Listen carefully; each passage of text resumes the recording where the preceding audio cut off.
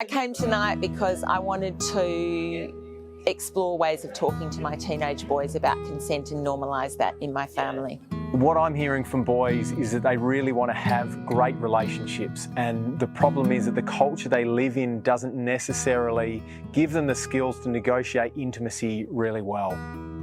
I used to think that young teen boys were naturally going through this period of wanting to be aggressive and insulting sometimes and mean sometimes, but I've learnt more that some of this is about shame, some is about them finding themselves within a group, and that there's lots of ways that we can really help them come through that in a positive way.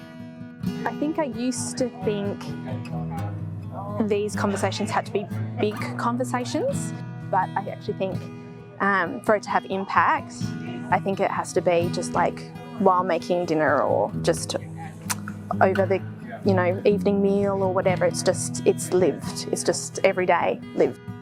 So this workshop is for anybody who has a son or works with boys and wants to feel more confident navigating conversations around consent.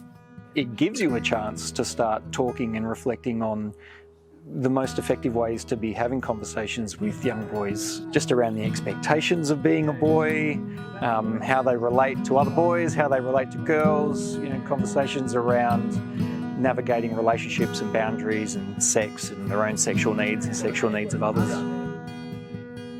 The culture doesn't always enable boys to fully express themselves and to feel safe being who they are. And all of those things are so fundamental to just their safety and wellness as a person. I'm really interested in my boys feeling strong and empowered, but also kind and sensitive in their own skins.